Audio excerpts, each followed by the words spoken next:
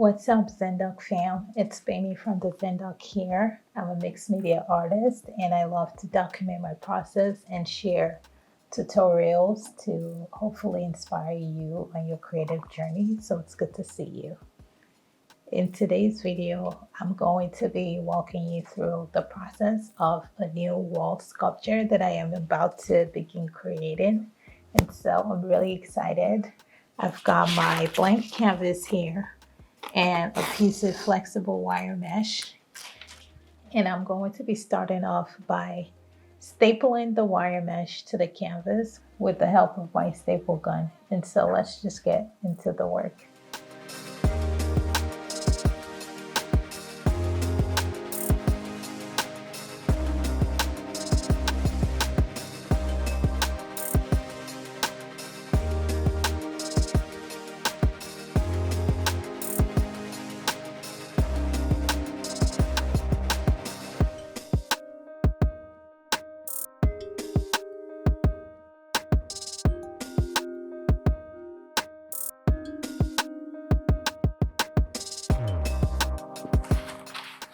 Okay, so this is what we have at the moment.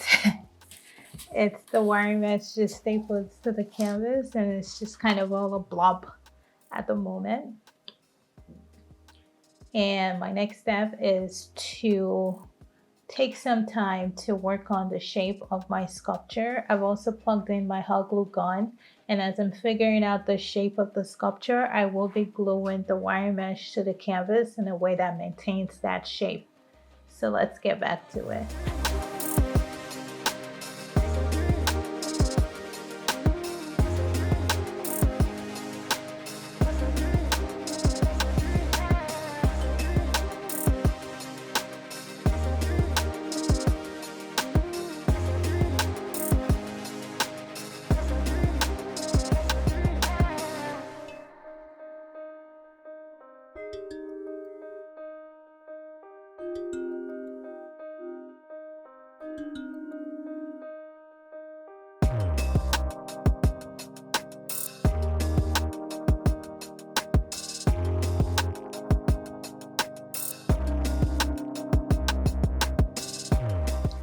So I am done with the frame for the sculpture and I am ready to move on to the next step, which would be to cover the wire mesh with a layer of plaster bandages, which I have right here. And I will be doing that primarily by laying over a strip of plaster bandage over the wire mesh and smoothing it over with a wet brush. Sometimes I get questions like, is that water you're using? Yes, it is water. It's just water that I've already used for a previous project or something. So if it looks white, it's because it probably already has plaster or paint or whatever in it. And so that's what I will be doing. I will share some of that with you, and then I will complete the majority of the process off camera since it is repetitive. And we'll check back in when it's time to move on to the next step. Also, this is a good time to remind you, if you've not subscribed to my channel, I hope that you will subscribe, because I can guarantee you tons of inspiration and ideas will be coming your way from this channel. So please support me and support the work that I do by hitting that subscribe button and engaging with this video. If you enjoy it, give it a thumbs up. If you have comments and thoughts about the process, share it to the comment section. As always, all of the links to the materials can be found in the description box as well. So if you have any questions about that, just check the description. But let's get back to work.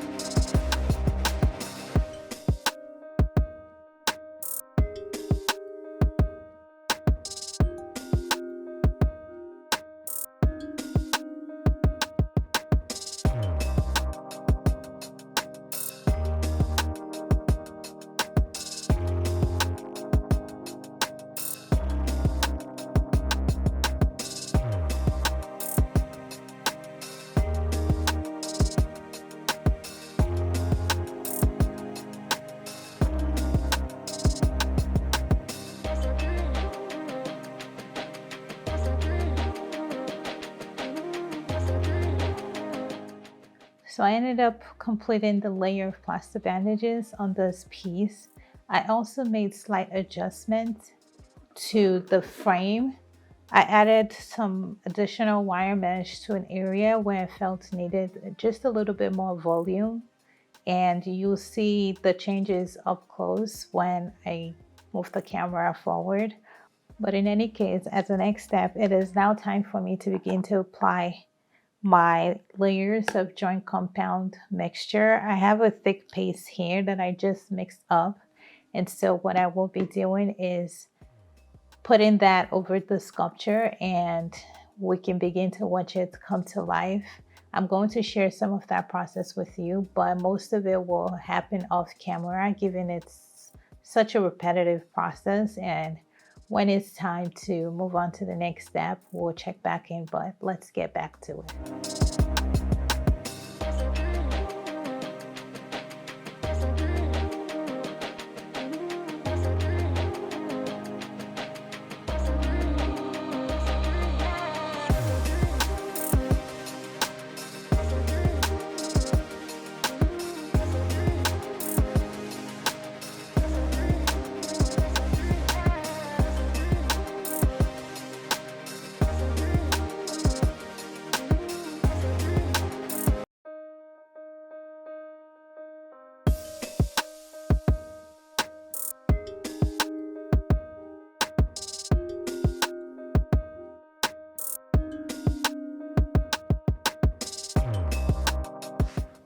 So I thought I'd check in today and give you a quick progress update on how the sculpture is coming along.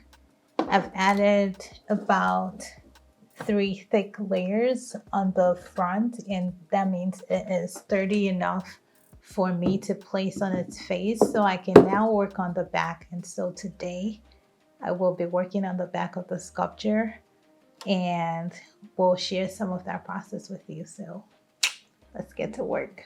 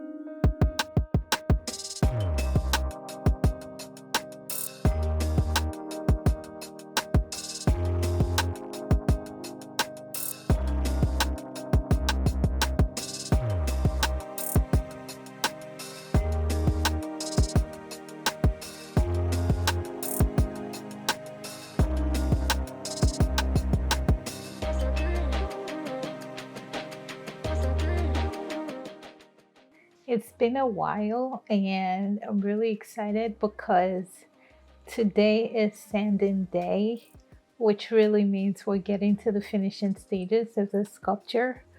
It's almost ready and I cannot wait. In any case, today I will be sanding the piece. As always, I've tried my best to get it to be as smooth as possible just to mitigate how much sanding will be required.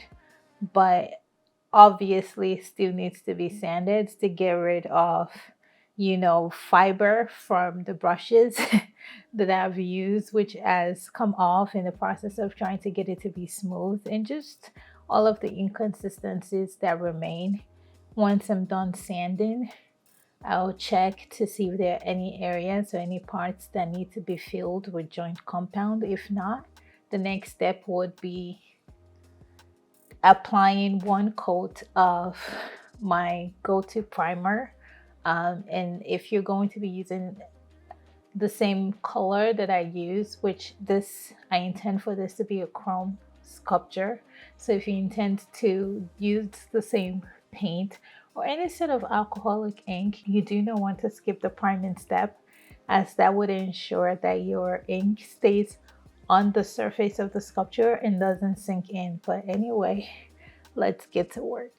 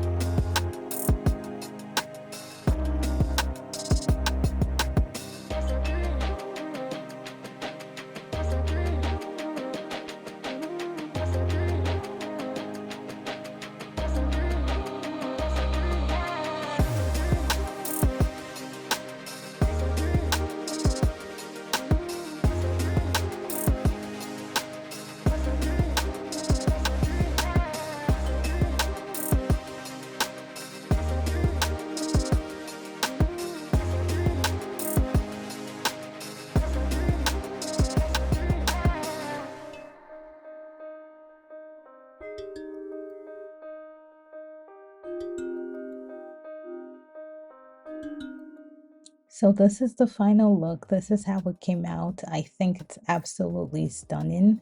I'm obsessed with chrome, if you don't already know that, and this piece is not an exception.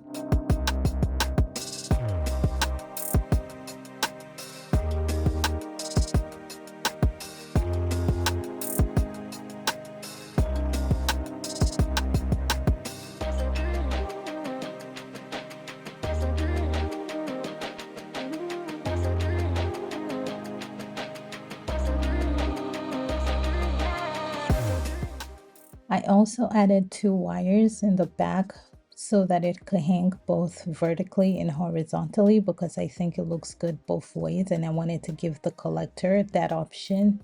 And so this is how it looks the other way around, well, vertically.